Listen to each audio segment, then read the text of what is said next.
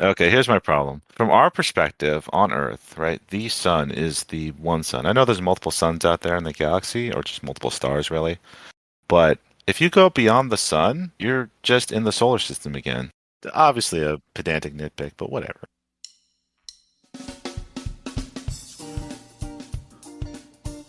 Welcome to the Impromptu Board Gaming Podcast. Today, the panel reviews Beyond the Sun, designed by Dennis K. Chan and published by Rio Grande Games. Later in the show, we test the panel's knowledge of secondhand games, but first, let's see what everyone's been playing lately. I'm your host, Paul. And I'm David. And I'm Andrew.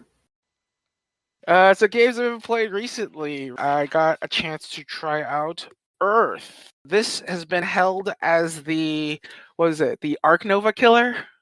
It's like the new hotness and very nice art, a lot of interesting gameplay, and I thought it was all right. Honestly, I thought it was okay, but it didn't really wow me. The first time I played Ark Nova, it really wowed me. So I cannot give credence to the claim that it's the Ark Nova killer. For those of you who don't know, it's basically like Terraform Mars or Ark Nova. It has a very large deck of cards that you go through. And when you draw the cards, you play them into a 4x4 grid. And there's various ways to score points. You can put seeds on, grow plants on them, and all the cards are themed flora and fauna, some animals, etc., etc. So it was pretty fun, and your the way you put it into your 4x4 grid is critical in that the orientation you put them, you score by rows, you can score by lines, you can score by adjacency, you can score by a lot of so how you put the cards down into your grid is very important. And but if you fill up your entire grid, I believe that's one of the end triggers.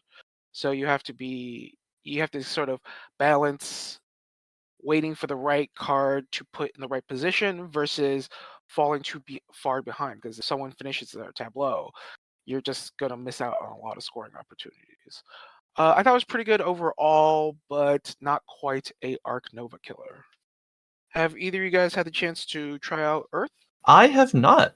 I was curious what you meant by Ark Nova Killer, and that was it just like a cool game in general, or was it in that same genre? So good to know. I think the association with Ark Nova as Terraforming Mars is there's just a giant deck of individual unique cards that kind of gives it the same vibe because each time you play, you don't quite know what will come out. You might know the entire concept of the deck, but there's no way you're going to get through the deck. Yeah, I believe that deck is like 280 cards. Right. Yeah, I think a lot of people think it's the Ark Nova or Terraforming Mars Killer just because it has that deck and it's much shorter. It is a lot shorter. Yeah, we played a first game and it was like an hour. Oh, fascinating. It is a lot shorter. And this is like a teaching game. I haven't really gotten a chance to try it yet, but that's kind of what I've heard.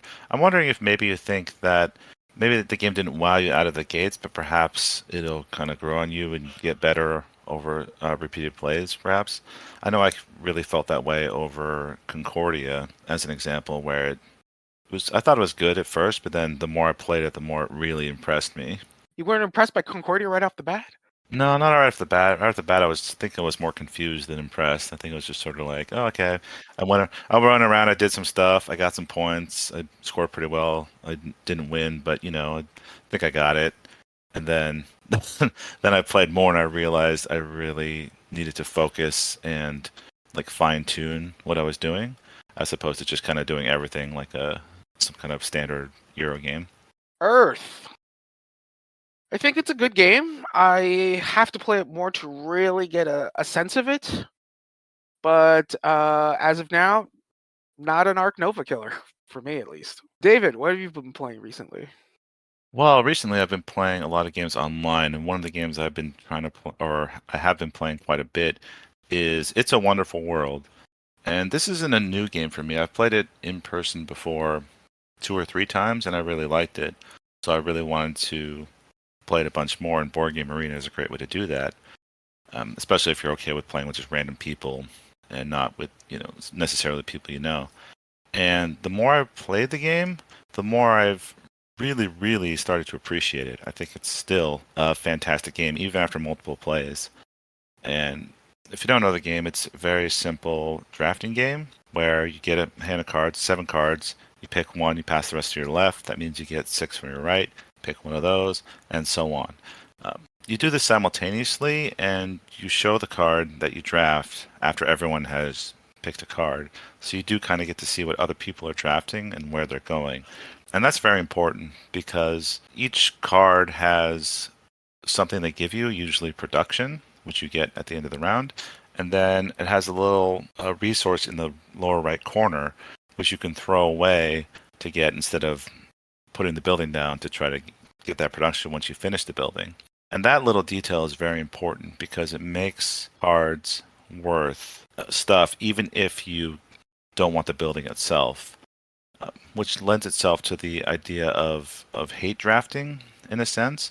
Sometimes people won't necessarily target you, but they will take your building just because they need that resource in the corner. And if you are targeting someone for hate drafting, which is generally a legitimate strategy, it takes the sting out of that too. You're not totally hurting yourself just to stop someone else, which is bad for both of you.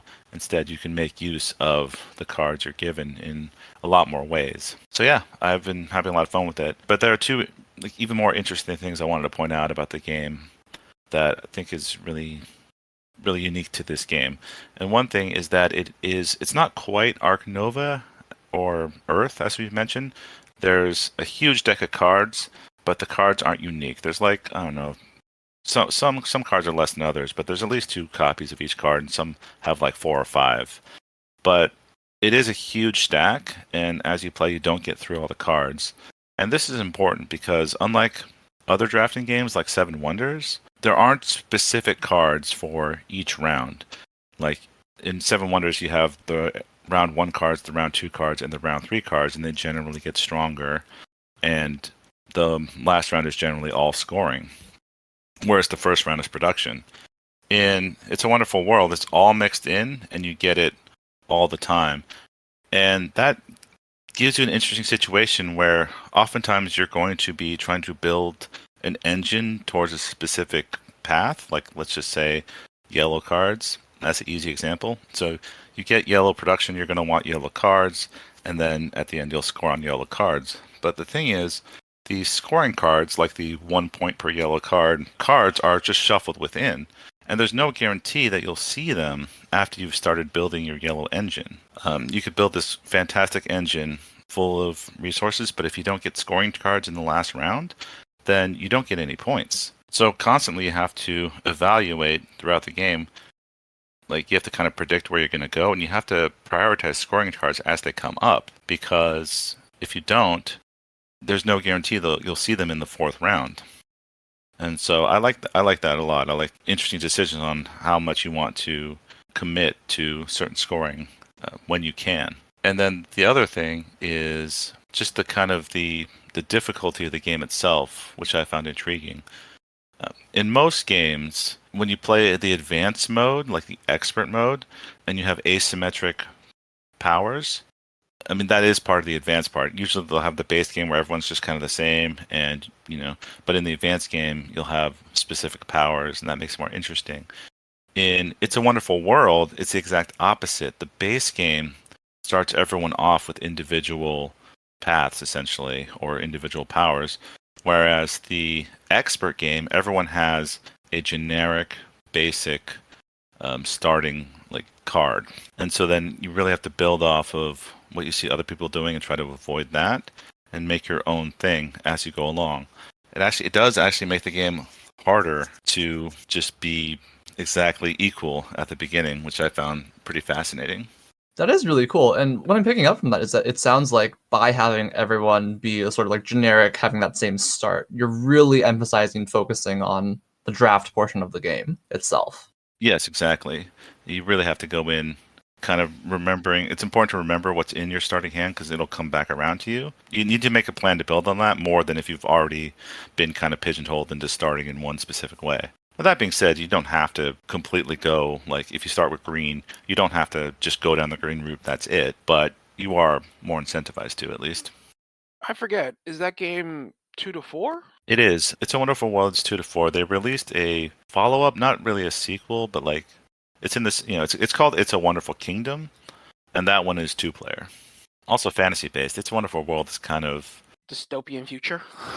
yes, that's the word. I was thinking utopia, but it's not quite the same thing. No, not the same thing. Utopia for some. Yeah. Have you both? I think you both have played this game. What do you all think of it? I haven't played this game, so thank you for the description. Oh, okay. I thought you had. Interesting. I've played it. I like you can draft a card for multiple reasons. You can either draft it because you want to play it into your tableau to do its functions, either score points or get resources, or you can draft it for the resource, which you might need to activate other cards. Yeah, I think you made a good point about it makes hate drafting more accessible, I guess. Sometimes it really does feel like, well, this card's worth 10 points to the next guy, and my best play here is only worth 5 points. So is it better for me to take the 10-point card away from someone else, or just take the 5-point card from myself? But if the 10-point card has a resource you can use, you can like kind of justify that a little more, and it feels a little like just not as bad, I guess, to kind of like fall on that sword, because at least you're getting something that could help you out more overall in the long term. Yeah, there's a lot more to the timing of the resources, which I didn't get into, but I do want to point out that every building has a cost. So if you just draft building for their effect, there's no way you're going to build them all. There's a lot of them are going to go to waste. Throughout the game, you're definitely going to need to draft cards just for the resource, and that's important to know. Anyway, but yeah, that was my game. It's a Wonderful World. I think it's worth checking out, even if you're not a fan of drafting games or these kind of resource collecting and building games. I do think it's worth checking out just for a few interesting mechanics. And it's very accessible on Board Game Arena. Andrew, what have you played recently? I've played recently. 2 games come to mind. One is Great Western Trail, which I very much love and that we've talked about already. So I'll talk more about the one we haven't talked about, which is Thurn and Taxes, which is a much older game. Spiel des Jahres winner, so good stuff there. It's essentially the fix to Ticket to Ride, from my understanding. Yeah, a lot of people call it that. Yeah. That's kind of weird because I don't think Ticket to Ride needs fixing, but anyway. Well, to be more specific, so the idea is you're sort of like planning routes and trying to connect these various cities, locations on the map. So the sort of common play pattern that people notice in Ticket to Ride is to just draw cards, draw cards, draw cards, draw cards, draw cards, then eventually dump out all the cards one by one as you play route by route by route. In Thurn and Taxes, when you sort of successfully complete a route to score points and whatnot, you have to discard excess cards down to 3. Hence, no more. You have to be a bit more active in the drawing cards and then building the route and scoring points as you go, instead of draw infinitely to have full flexibility, etc.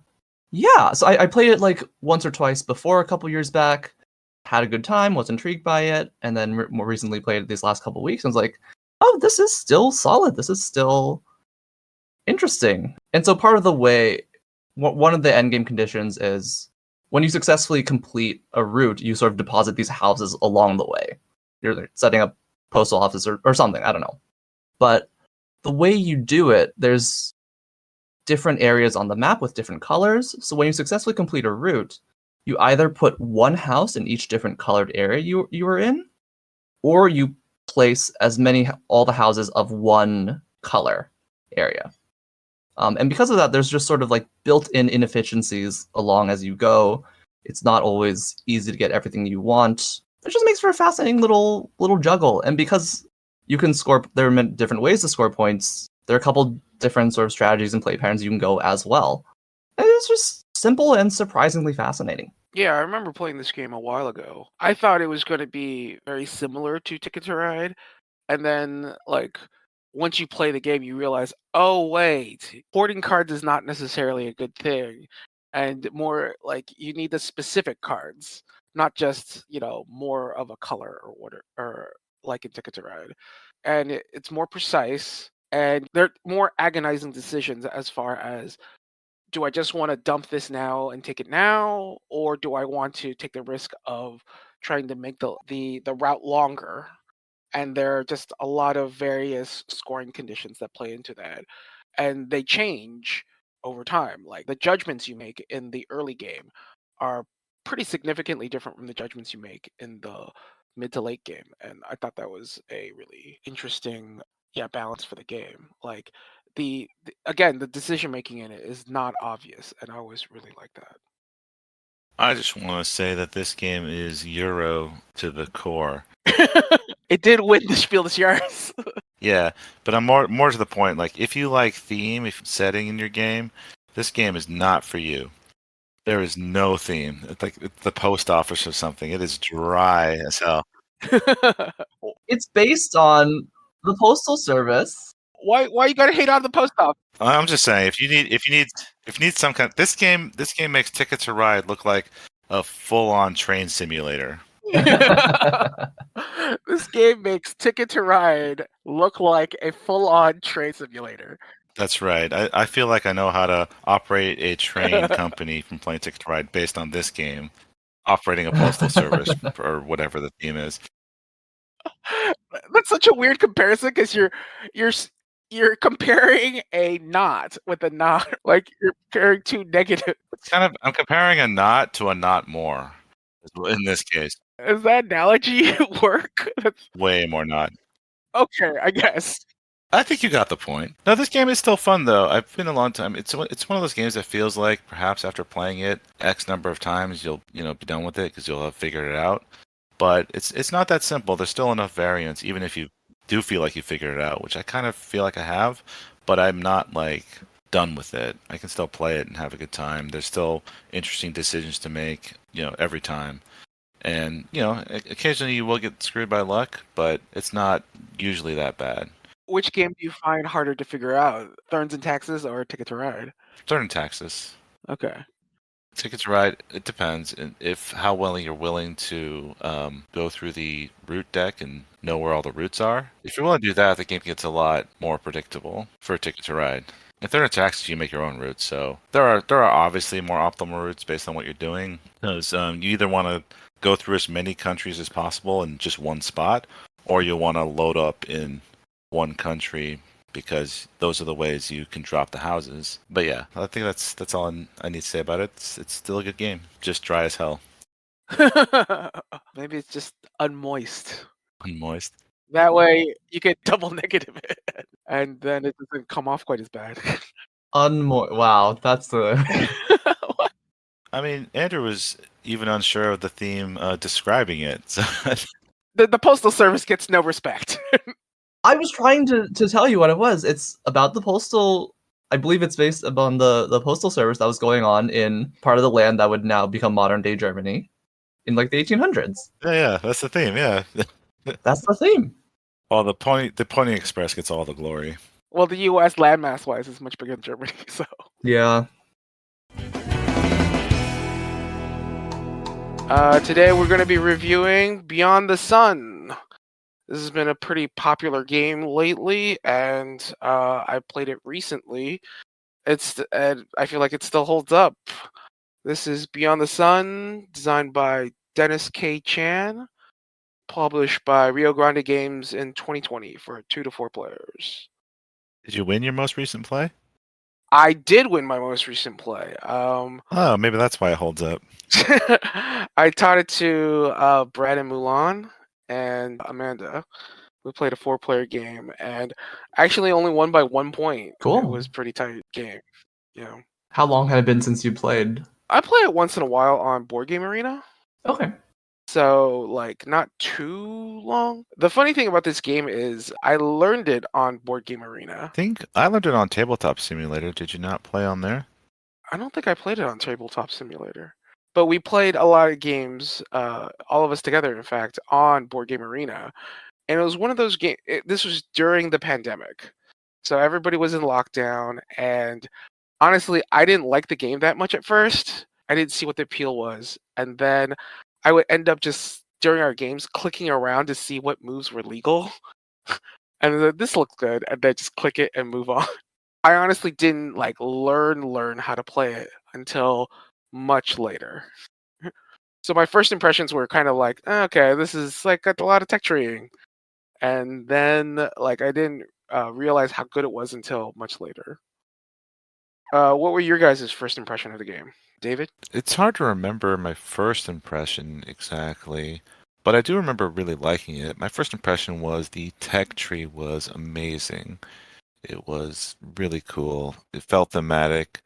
It felt like we were exploring, like going up and learning new things and then playing around with what those new things could do.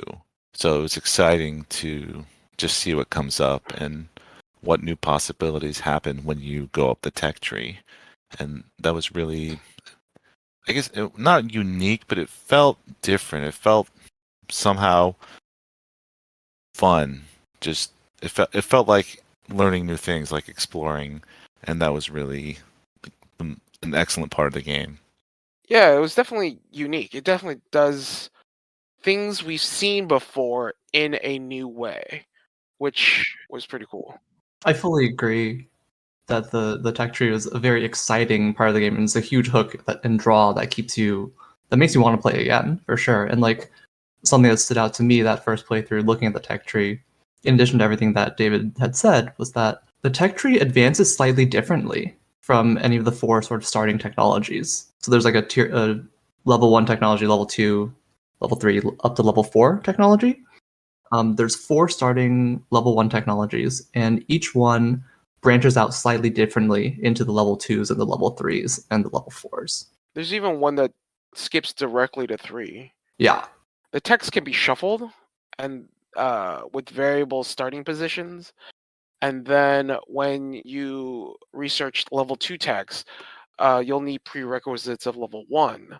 And some only require 1 and others require 2, and therefore requires different combinations. But then some of those level 2s, it's easier to transition to level 3 from one of those level 2s than the other. Like it's surprisingly fascinating just from those little different branching paths. How much that adds to the game. One thing I really love was what all the cards are named. They just have this like hilarious, extremely sci-fi like naming scheme for all the stuff that's very thematic. It's a sci-fi setting. You gotta have it. Yeah. Hyper Data Hub was one of Hyper Data Vault or something was one of the cards. I was like, oh, this is hilarious. We've got spaceships and space travel and technology. It's got to be cool. Big words galore. They did do an excellent job of making the mechanics of each of the texts thematic with the name. I really appreciated that. So another thing about the game is it also has a exploration board, which is a basic map board of space where each player will have ships, and those ships can basically explore various places. And it's a simple area majority. And whoever has them area majority generally gets production discs out and may have special powers when you are the majority holder. Now, if you look at the game, it's very interesting in that the tech tree board is much larger than the exploration board. So already by sort of the size and shape of each board, they're telling you which part is more important and which part most of your attention is going to need to be, and which part is really where the game plays at. And I really admired that about the design as well. An interesting point that I didn't think of, because you're definitely right in that the tech tree, as we've all said, is like very engaging and eye-catching and fun. And indeed, like part of the fun of the tech tree is opening up and unlocking new action spaces for you to do. But in terms of like actually like getting points and winning the game, almost everything gets you points, and that includes both researching the new technologies as well as sort of colonizing and gaining control of the various locations on the exploration board. It gives players something else to think about and fight over as far as managing your production, which is a really big thing in this game. There's definitely been plenty of games where I got stalled out because I can't keep increasing my population, or I can't produce enough ore. I keep wanting to call it space coal. Whenever I look at it, I always think space coal. I'm like, no, that's not the right name. It's ore.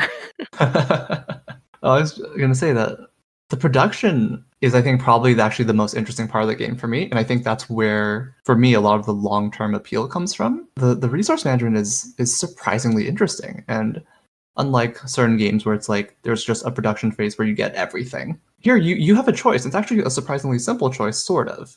You either choose between getting more people or getting space coal or ore. What's really neat is that the people is actually somewhat rate limited, because a lot of the resources in the game come from these cubes. And the cubes can either be a person, just a general supply box, or one of the ships floating around in space. But there's an interesting sort of little cycle between using the ships go back onto your production board, and then once they're on the board, you can take the cubes off to turn them into people to do things with, like research technologies, or turn them back into ships or something. There's just a really interesting and neat little cycle going on there. I thought that was just very subtle and really cool. Yeah. So whenever you're researching technologies, which is what you're doing throughout the game, you have to leave one of these, basically a guy behind to indicate you've researched that technology. So already this resource has diminishing returns, right? The more techs you research, the more guys you lose. So there's this imperative that you always like remove your production discs so that you can get more guys because you're always using them up. And that creates this nice tension that really forces you to keep pushing, either to fight on the exploration board or to automate as many of those discs as possible. And if you're not careful, it gets hard to unlock the last few Yeah. columns to get your people from too. So yeah, that's a big deal because the end conditions of the game is to fulfill the 4 goals? Achievements. Achievements, that's what it's called. So one of the achievements that's always in the game is research a level 4 tech. And if you can't do that, it means you don't have a good handle on ending the game, which if you play enough games, you know is always bad. You always need to be able to put yourself in a position to end the game and hit that last achievement or hit the achievements. So if your like engine runs out and you can't produce guys to actually research that last tech, you're in a really bad spot. Which is just a great subtle tension created by the game itself, right? Your private board really facilitates that and says, okay, you need to get more guys consistently, or else you're gonna run into a big problem at the end. And that same issue is going to happen on the exploration board, because the other sort of guaranteed achievement in every game of Beyond the Sun is colonize 4 planets. Oh, the Empire, yeah. It doesn't have to be, but yeah, isn't Transcendence the only one that's always there, and the other 3 are variable? No, it's the level 4 tech or colonize 4 planets. Those 2 are always there. Oh, really? Okay.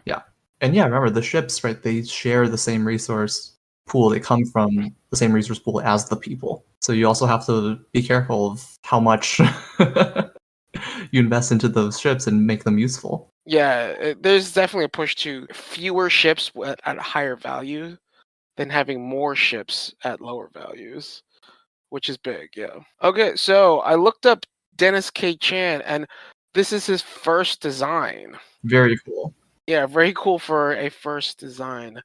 I find that's kind of the thing with a lot of designers. The game they tend to like the best, spend the most time playtesting and researching and just working on is usually the one they can sell a publisher on, and then their first game. So this, as of yet, I don't think Dennis has designed anything else. I mean, I would look forward to his next design, but I don't think he has anything else yet. We can take a quick look at that. Well, it's a little unusual because this is like a pretty heavy design, or at least involved design. And so it's very rare for a first game to come out the gate like that and just be so innovative in a sense. Even though I guess the skeleton is still stuff that I'm familiar with, but the feel and the use of it is truly innovative and it's very impressive. So far on Board Game Geek, the only listings are Beyond the Sun and 2 expansions. Oh, there's 2 expansions now. Wow. Well, one's like a promo expansion, and the other expansion isn't even out yet, or the thing he's credited for isn't even out yet. It says 2023. It's called Leaders of the New Dawn, so that implies there's leaders. It's gonna be characters. Yeah, maybe probably a description if I click on it.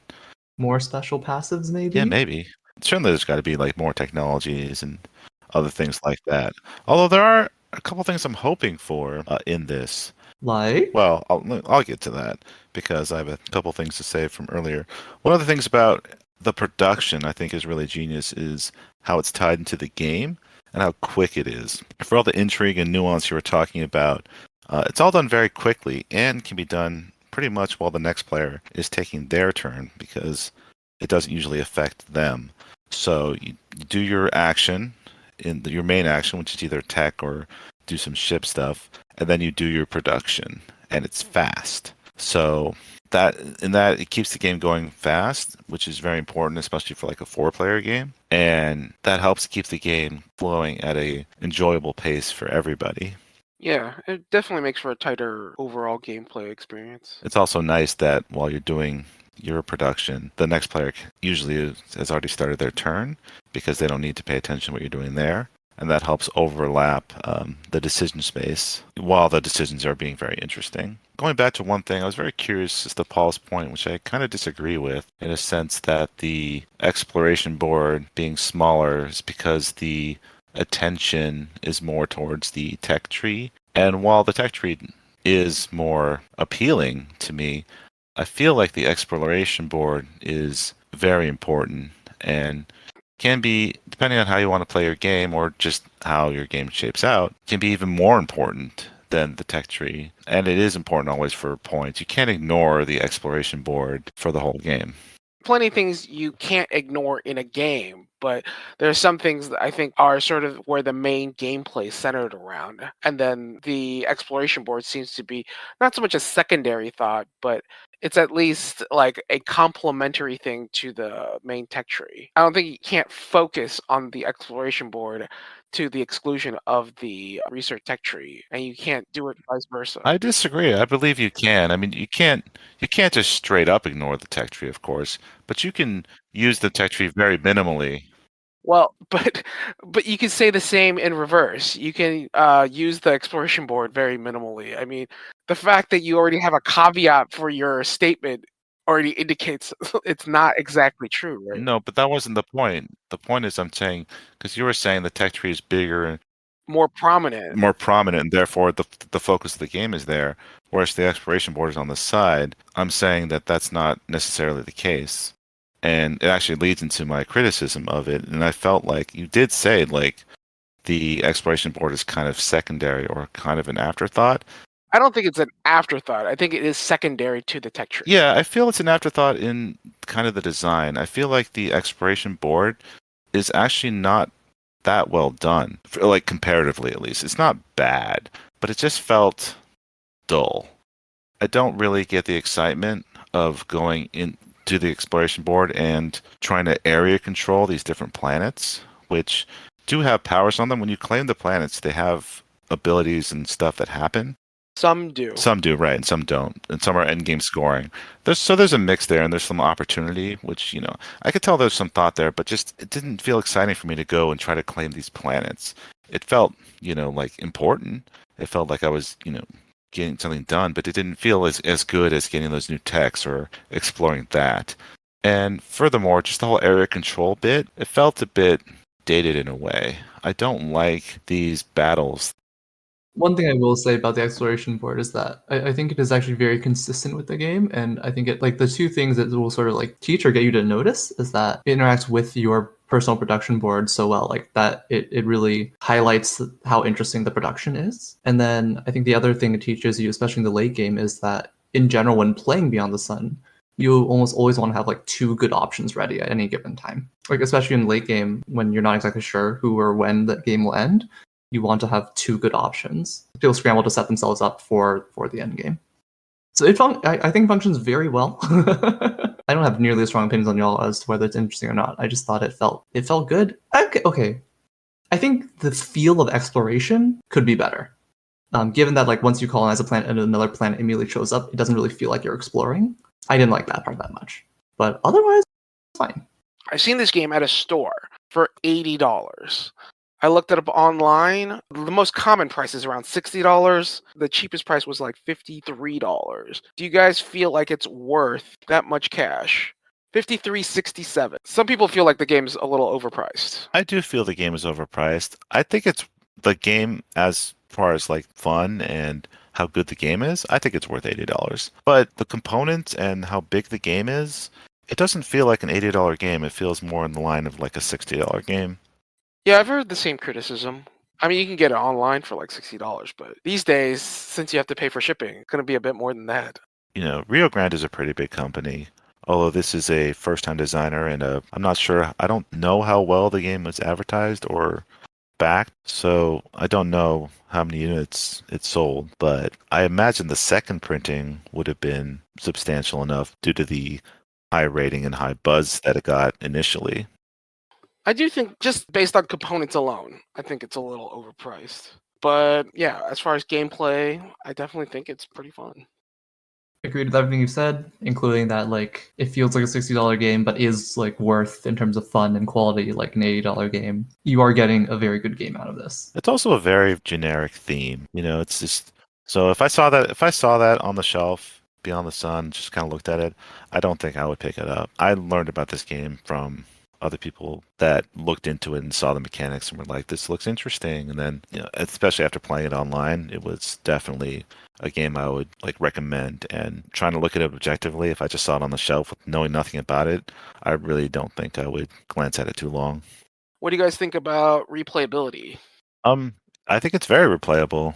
Like we've been mentioning, the tech tree in particular, it's always different. I guess the starting techs are always the same, but they're in a different spot. But when you advance, with the way the techs come out can impact the game very heavily. Even the planets on the exploration, the abilities that come out can affect the game. If the first things that come out are all end game points and stuff, then the exploration board becomes a little less important, at least early on. But if it's abilities or other things that help you in the early game, like improve your engine and stuff like that, then it becomes a little bit more of a priority. Plus, there's goals. The goals are different each time, so it encourages different play, as well as there's asymmetric boards if you want to explore that as well. So I think there's just a lot there to play the game over and over again, even if you're very familiar with everything in the game. In the game, there are 4 starting technologies, and they're sort of themed. One's blue and scientific, green economic, red's military, and yellow is commercial. And the great thing about the level 2 techs is some of them can be just blue, but most of them are actually combinations of 2 colors. So when you're deciding on which tech to research in the future, you generally draw through the deck until you get 2 techs of the corresponding color. So blue, green, red, or yellow. And that can create some real variation as far as which techs come out, which ones you choose. Just creates a lot of variation there, which is, I really thought that was a smart design choice as far as maybe you didn't go the military route right away, but you can still maybe pull a military tech on next to it. And I'm gonna toss another vote for Beyond the Sun being highly replayable. I've played around like 15-ish games, I think, 15 to 20, and I've had a really good time. I really think the managing your production, the little production puzzle, given the varying tech tree, super fascinating, really fun. And like again, the tech tree is such a strong draw that like showing to new players if they like it, like they're probably gonna want to play a few more games. Like in my opinion, the way I see Beyond the Sun is it's a 1-2 punch of the tech tree draws you in, and then you stay for figuring out the production. I've definitely gotten caught off guard going, oh, I've painted myself into a corner. So there's really some nice like caveats there where it shows you where you misstepped, and then like, oh, okay. There's definitely room for improvement in how you approach the production side. For me at least. It's not very obvious what the like correct thing to do is. And it can vary from game to game, like what's more correct or what's better. And I like that kind of variability where the answer is not obvious all the time. In the Cult of the New Era, it's increasingly rare to revisit a game multiple times. Our rating system answers the question, how many plays is a game really worth? The answer is measured by 3 criteria. How replayable a game is, how challenging is it to reach a basic mastery of the mechanisms, and how fun is the game overall. A plus at the end indicates how likely we are to play the game if someone else suggests it. Conversely, a minus means we would prefer to decline future plays. All right, why don't we go around and give our ratings for Beyond the Sun? Definitely very replayable. I give this at least a dozen plays, and I'd give it a plus just because it's pretty fun all around. What do you think, David? I'm pretty close. I would give it 10 plus plays. I would seek to play it maybe like 10 times or so, and then I'd be totally down to play it if anyone else suggested as well, which would then bump up the plays. Yeah, I think there's a lot to explore here. I don't know, based on how I'm feeling, it's hard to pinpoint down how to rate this exactly. I mean, Andrew's already played it over 15 times, so I could see myself doing that, but I could also see myself stopping after like 8 or 9. So I'll just give it a nice 10 plus. I think depending on your preferences, like 5 could be enough. And there's so many games now, and like maybe you figure out quicker than others. Maybe there are things about this that you just don't like about it. So like I think 5 plus is like a more safer rating that encompasses more people. But I would go with a 10 plus for me. And yeah, like that's already happened. So You know how they always have those expository text in the beginning that gives you the theme? Yeah. Did it mention a destination? No. The theme is basically humanity screws up the Earth real hard.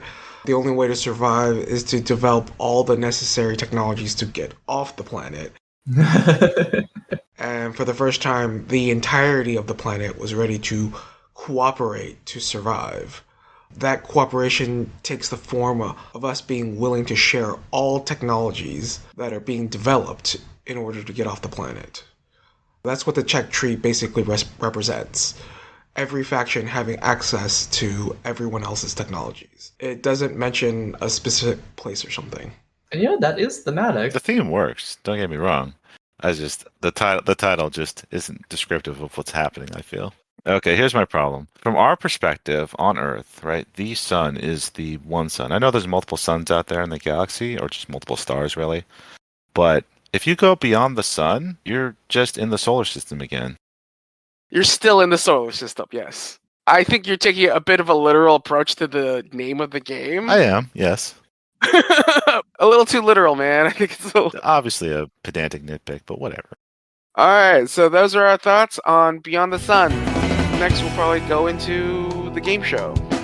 So today's game show, we're going to be doing a variation on Higher or Lower. Board games based on their eBay price buy it now rating. So what's the price listed on eBay for the buy it now for the game? Now, I'm going to tell you guys right now, all the games are used. None of them are new, so they will all be below MSRP. Well, so we're kind of at the mercy of whatever the seller thinks the thing Exactly. is worth. Right. That's fun. This is great. Okay. Okay, well, hold on. I have an eBay account. Oh. I can just put these games on sale real quick. Obviously, that will be illegal. Aw. David. That is not in the spirit of things, David. Maybe. Well, yeah. No, Well, but yeah. if Andrew gets ahead, I need some advantages. It's in the spirit of winning. Okay, so we're gonna start this off. Our seed game today. We'll do Beyond the Sun. Anyone want to take a guess at what the buy it now price? And I always took the lowest price I could find. Some of the games will be ding and dented. Oh, interesting. So if you're leaning between two prices, go ahead and round down because you'll probably do a little better rounding down. Well, I know the MSRP for Beyond the Sun is $80, so it's probably less than that. Fairly new, so I'd probably say like $50. Andrew, you have a guess? Hey, I'm gonna say 35. Wow. I'm gonna be bold. Beyond the Sun, buy it now price for $38. Wow, very close. Wow. Still not. Andrew still won't buy it. It's too much. It's true. And if it's that low, it's probably not great quality either. No, thank you. I think I might buy that All right, actually. yeah. You have to look it up, assuming it's still there. Okay, Andrew has won the spirit point there. Now let's move on to the real game. Yes. All Okay, right. David, your first game is going to be Azul. Is it higher or lower than Beyond the Sun? Like really? I think the retail price is lower than $38. Maybe it's $40. So I'm gonna go with it's lower than Beyond the It Sun. is lower. All right, I forgot I have to do a scoreboard. David, Andrew. We can Yeah. keep track in our head. Okay. Azul by now price $28. Yeah. 28? What? That is way too high. 28? Yeah, if it's on eBay, I know. it's gotta be like 15. Come on. At least It's a good game. It's not that good. every single used game, either flea market or whatever I've seen, somebody has a copy of Azul to sell, and it's usually like $10. Really? Yeah. $10? Yeah, Makes sense. it's too simple a game. People are like, Oh, okay. $10, easy. It's old news, small box. I could see 15, but 28? I think 15, 10 to 15 is pretty reasonable. 28. Okay. Unbelievable. Okay. Let's see. Andrew, you're up next. You have an old copy of Yeah. Pandemic Classic. Do you think it's higher or lower? Or lower than the fair price of $28. My God. Okay, old copy of Pandemic. Your question was much harder than mine, I think. No, yeah, because it's like if it's old, okay, that could be low, but if it's old enough that it's like maybe it's like collector's item, and so maybe it's above actually. So I gotta think about it. But okay, it's Pandemic. So many people have played Pandemic, probably. Old copy. I don't think it has collector's value, so I'm gonna say it's lower than 28. And for the spirit point, I'm gonna say Pandemic's it's 22. $25. Success. Oh, I didn't know we were supposed to guess the price too. No, that was just for fun. I want my spirit points. I introduced the spirit points. I'm gonna get the spirit points. I would have guessed Oh, way really? lower. Way lower than 25? Oh, way lower No, than for Azul. Azul. Okay. Yeah. I would have guessed lower Yeah. for. I would probably say like David, 20. game is Everdell. Buy now price for Everdell. Do you think it's higher or lower? Everdell. Okay, so Everdell, it's newer than Pandemic. Yep. It's bigger than Pandemic and has more stuff in it. I think it's also. It's not more popular, but I think it's higher rated. I'm gonna throw in one more wrinkle for you, David. Is it like the regular edition or the Kickstarter special edition? Oh, I doubt it'd be the big box, all the expansions. But even like the base game, I think had like a more Kickstarter collector's version. Everything about this is telling me it should be higher. So that's making me want to guess lower. Oh yeah, is it the big box? With Okay, all the I didn't say this expansions? explicitly, but these are all base game only, no expansions. Oh, okay. Yeah, I saw the big box at BGGCon last year, and it's ginormous. It's huge. It's like I can't remember exactly, but I think it's about as big as like the Kingdom Death Monster box. It's just yeah, and heavier too. Anyway, all logic is saying it's going to be higher than 25. I'm going to go even as high as $40, but I will say Alrighty. higher. Everdell is $32. Yeah, I keep overpaying for these games. Yeah, man, you gotta look. You gotta bargain shop. Yeah, it's like MSRP is like what, 60, maybe 40? Is 40? It's got to be for the base game. It's got to be at least 60. It's that size. Maybe 50. I don't know, but I don't remember how much I paid for it, especially because we had the discount. Anyways, whatever you paid, it was worth it. yeah, oh no, I agree. Perfect game so far. Everybody's been right. Let's move on. Andrew, your next game is up. Oh, it's Terraforming Mars. Pre-owned. Is it Pre-owned. more or less than Everdell? $32. And this is just the base This game, is right? just No the base game. expansions. Wow. All right, so we know what I want it to be valued as. And the fact that it doesn't even have the expansions really Uh-huh. confirms that. Okay, but people like this game too much. Ugh. Okay, I'm gonna hope that this person has a brain. It's lower than That is 32. At correct. 30. It's for $18. Yes! Good! Wait, it's lower than Azul? Well, The thing I think a lot of people don't take into account is that as far as components go, Terraform Mars is like not the greatest game. And if you Oh, play yeah. it a lot, like people like it a lot and play it a lot, the box and the components get really torn up. So That's the fair. picture online was like just the box from a bit of a distance. Like the photos like Okay. been cropped a little bit. So I'm thinking the guy played it a lot and it like the copy is pretty messed up and like he didn't try to price it too high, but there you go. This makes me very So- happy. I guess that is the opposite of Azul, where it's really, really That's hard true. to mess up that game Yeah. because Yeah. I mean the boards are pretty flimsy. They're just like paper cardboard, but like everything Because else is I've seen nice. where like the monochrome paint Mm. or whatever on the counting cubes. You have like bronze, silver, and gold. Wow. Like the paint itself is like coming off.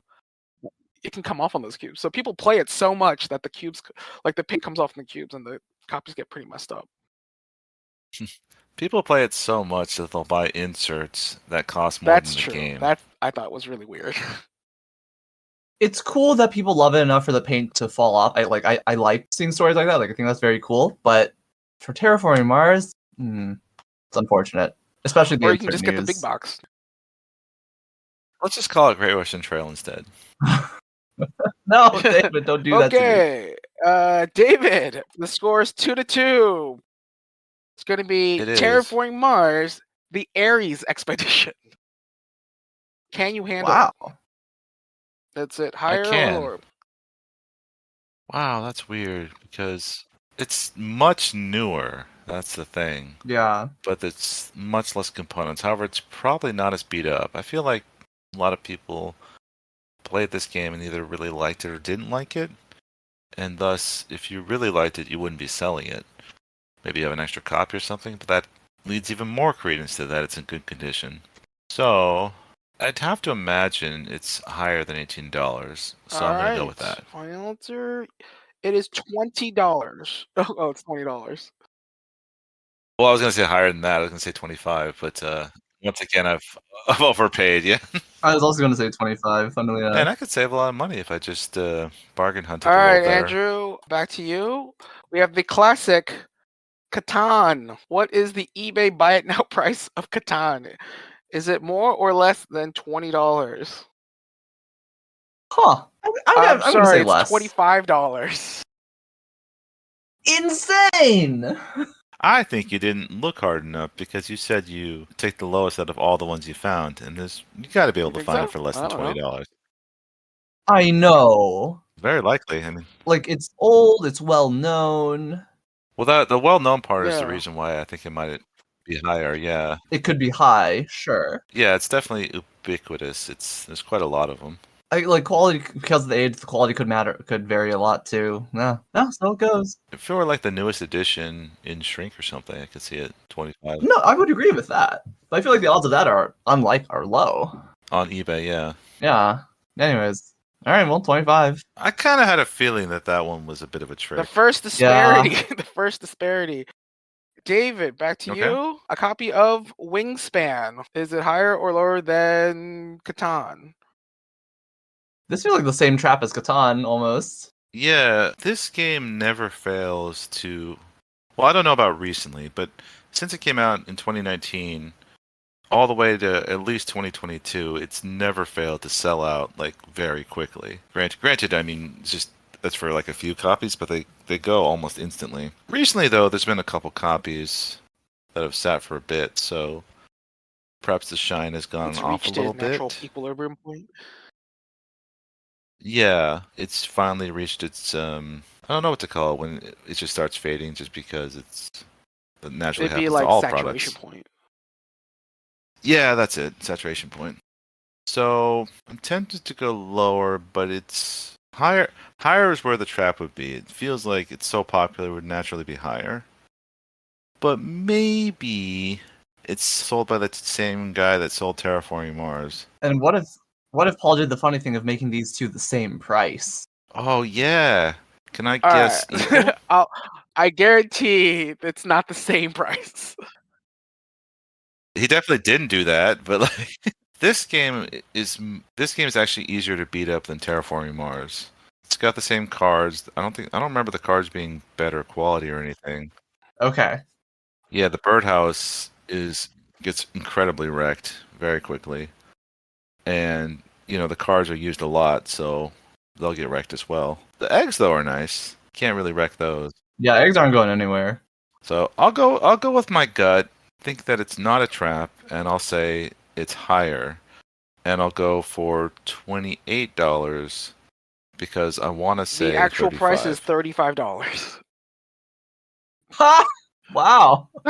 Well, I guess I'm not buying Wingspan. I finally get it right, and I'm just like, I know how to play just this for game. future accounting, if something's like the same price, I would list that as one of your options at the very beginning of the game.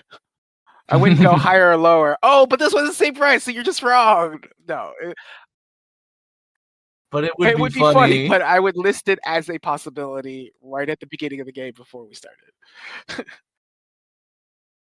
Okay, so if there's an option that's weird at the very beginning, we know Back it's to one of them. Andrew. Okay, your game is Ark Nova. Right, so I still haven't played Ark Nova yet. New game, but on the more expensive side, but old. There was a de-indented version for around $35 being sold at a store. eBay, depending on the stuff, it's like $70 MSRP, right? Something like that. I'm sorry, did you say Ark Nova's old? Did I say Ark Nova's old? I thought you said old. 2021? He hasn't played it. Oh. I think it's 2022.